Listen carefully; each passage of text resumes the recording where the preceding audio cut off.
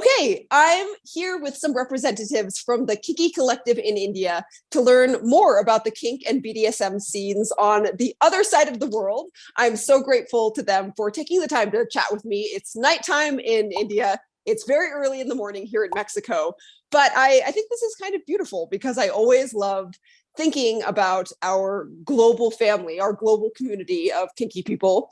And if anything reminds me how spread around the world we all are, it is a conversation like this. So thank you all so much for chatting with me today.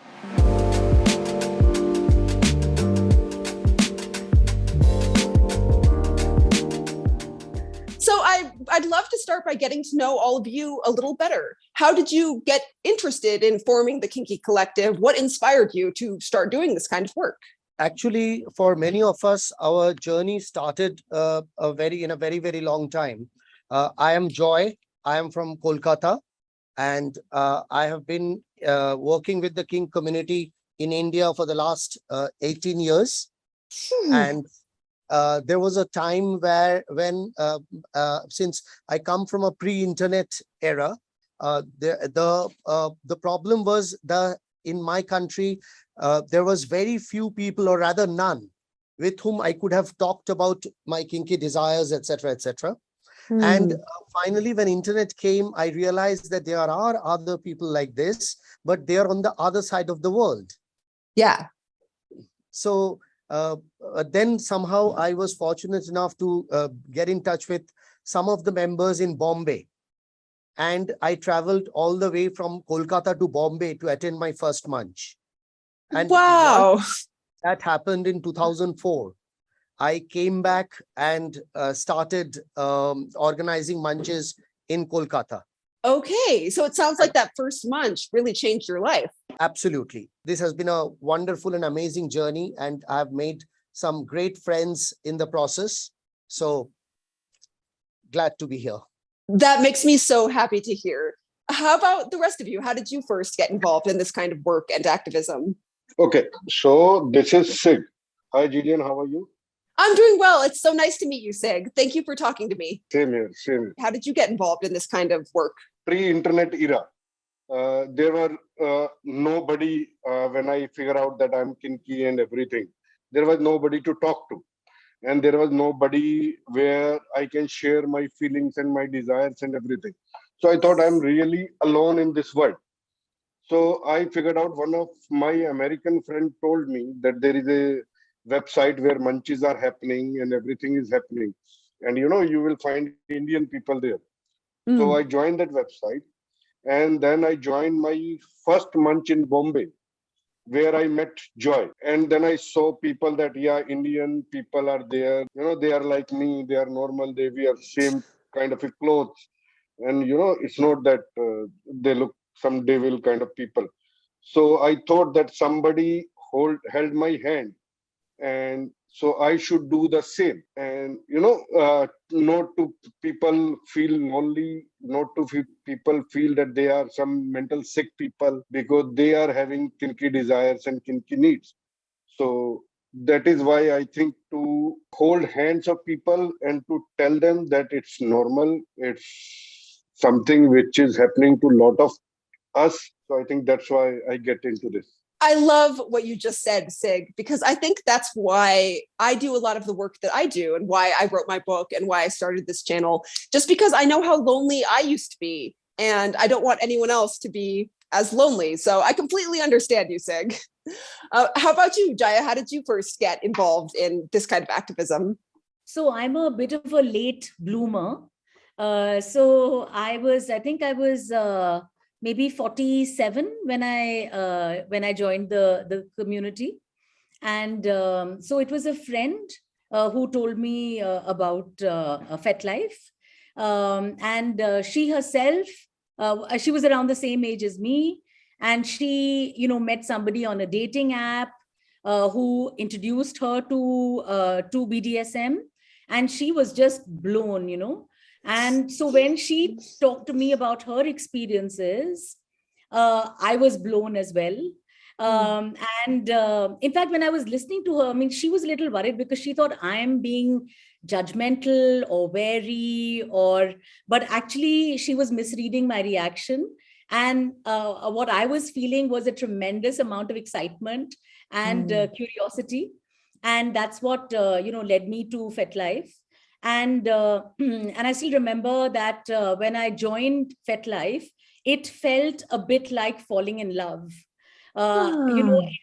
It literally felt like that, not with a person, but with this whole sort of other world that had opened up. And and so for me, the journey was quite different. And I also came to it as a feminist who'd been I'd been part of the women's movement for like, I don't know, more than 20 years already by the time I joined the BDSM community. I'd also been part of queer activism for more than a decade. So I came without the feelings of kind of conflict or guilt or shame. I just sort of landed into this new world with a high degree of excitement and hyperness. And very soon after I joined the community, I met Joy and I met Sig. And I remember that they cautioned me and they said, take it easy. Like, you seem to be in a real hurry to sort of to get going. And, yeah. So I didn't really heed their advice much, but yeah, I'm very grateful for the friendship. And I think for me, a part of looking back now, I think part of the motivation for the Kinky Collective was also the fact that there are many feminists, I think, who feel very conflicted about their desires, and especially around the desire to let go or to give up control. Because I think as feminists, we are so, rightly so invested in values of like dignity, mutuality, rights, consent. And then when we have fantasies that kind of, go against those things, then that can actually create a lot of inner conflict. And I think that what the BDSM community is so clear about is that there is nothing wrong in these fantasies. It's perfectly all right. And those of us who are feminist in the BDSM community can also say very clearly that these are not anti-feminist desires. Yes, our feminism can only get strengthened, by our kind of explorations and our journeys. And anyway, I can say more later. Sorry, I've taken a long time to... No, I love what you have to say. And I love having your perspective for two reasons. First, as a feminist, I'm also a feminist.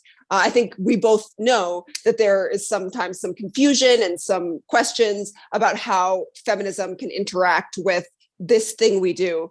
So I'm so grateful to have your perspective. And I'm also grateful to have your perspective because sometimes I get emails from people who say really sad things like, I would love to get involved in my local BDSM community, but it's too late for me. I'm too old. I'm 40. And I think, what are you talking about? It's not too late. So I'm glad to have your perspective for that reason also. So thank you, Jaya. How about you, Sunny? How did you first get involved in the Kinky Collective? Well, it has been a long road and very joyful experience of my life.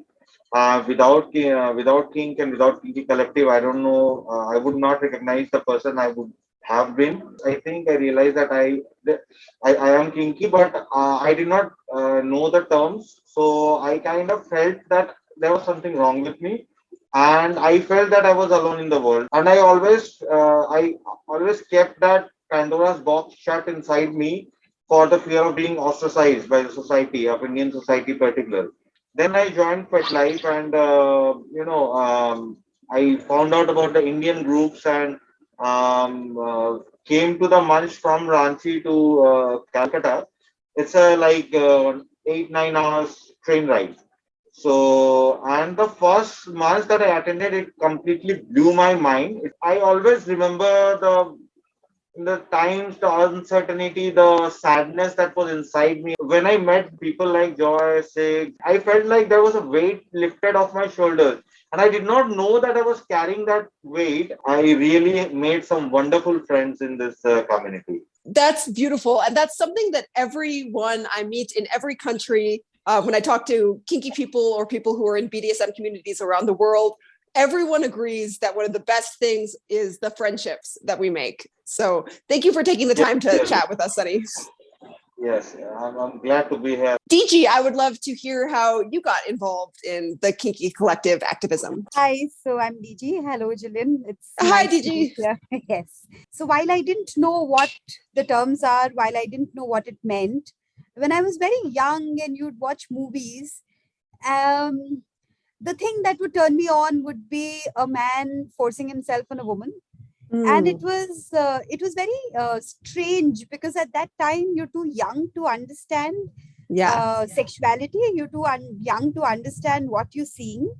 And that carries a lot of guilt with you because, obviously in the movies, when you see something like that, it's portrayed as that this is wrong. So, and you like it. So for a very long time, for me, it felt like that there is something absolutely wrong with how I look at people or how I look at sexuality. And that just led me to feel a lot of disbelief in my own sexuality for a very long time. And it's only later when we got internet that you would see different kinds of porn and you'd realize that there is something similar that's there, and there are people who like something similar. But even then, I think it came with a lot of disbelief for me. So when I joined FetLife, I did not know what I want. I was just wandering around, looking at things. And I still believed that the people who are there, there's something wrong with them. So because I believed that there's something wrong with me, so I inherently believed that the people who are there is something wrong with them too. So I remember in 2010, I think I attended my first FetLife meeting, which we call a munch. And when I went there, I have a younger brother. He's a year younger to me, and I told him to drop me to the location. And I told him that I'm meeting some people, and he was my confidant, so he would know most things about me. But he didn't know that these are kinky people. He thought I'm probably going out on a date with someone. Yeah. And I told him that, you wait outside and I'll look at this person. And I told him it's a singular person, but obviously it was a munch. And I told him I'll look at that person. And if the person feels okay, I will stay and I'll give you a call and then you can go. Otherwise, I'll come back. And I remember my shock when I went in and I looked at these people and all of them looked normal. I mean, there were no horns. There was nothing that made them look or feel weird. And I told my brother to go home, but I was still skeptical about the kind of conversations that we will have. I thought that the conversations would primarily be about, that they'll be looking for partners and they'll probably just ask you whether you're interested to sleep with them or whatever. But I was pleasantly surprised that most of these people can talk sense and can talk about other things than and they know, and they have a life and they have professions and, so they're normal people. That felt very reassuring to me. And I think by a certain age, I'd made peace with my sexuality and what I like. And activism was not something that was very huge on my list.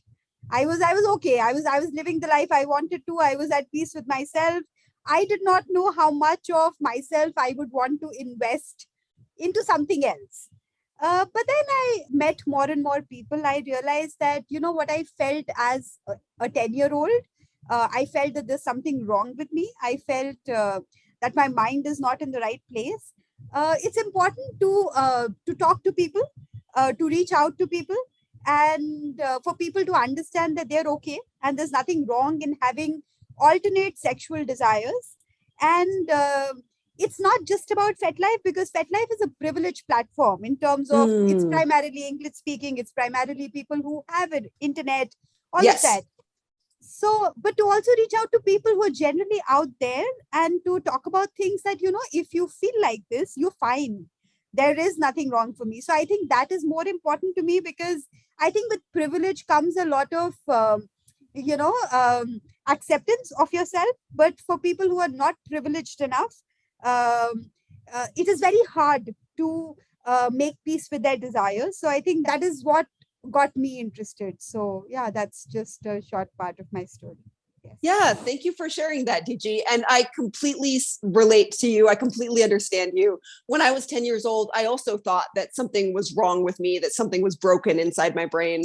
So I completely understand that feeling and sympathize with it.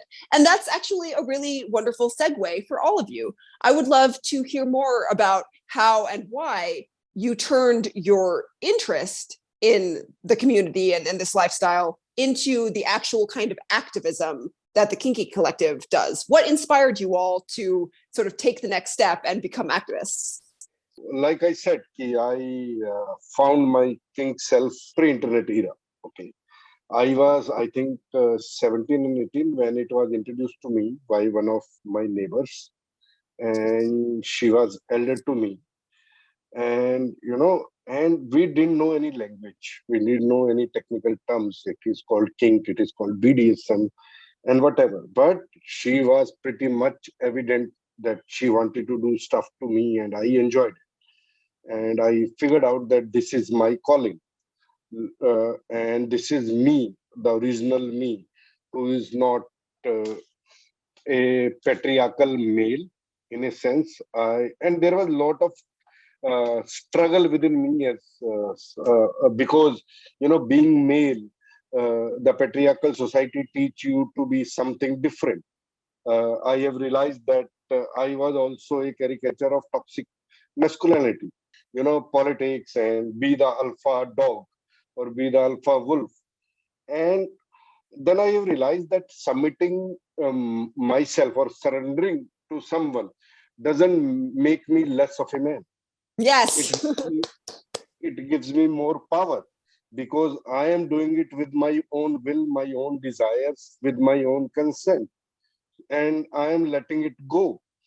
And but there was so much conflict because when I tried to talk to my friends, then they were not able to understand. They called me less of a man, a sissy, a weak guy who wants to submit to a woman. And then, for that, I have to beat them up to prove that I am a man. I didn't know Yeah. anything else. And I said, "Okay, let's the bike race or motorcycle racing and whatever. Like, I will beat you up and I will prove that I'm better than you." Then, when I broke up with my dominant, my first dominant, then I become very lonely. I become very fragile, very vulnerable because there was no one. Because the vanilla sex doesn't appeal to me anymore. Vanilla sex doesn't do anything for me. And even when I went to studies to the bigger city, I'm from a very small town and from a known family there, socially and economically and everything. And then I have realized that women doesn't like even to receive oral. They feel it is dirty. And when I talked to somebody, then my girlfriend, she said, "Ki, Sig, I really love you, I really like you, but you need to see a doctor.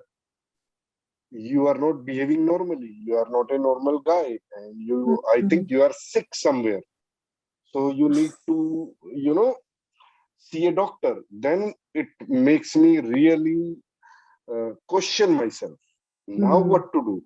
Now, if I'm going with a desire and the women are saying that I'm not good, maybe I'm mentally sick. Maybe she was mentally sick as well. Then, by God grace, I found internet.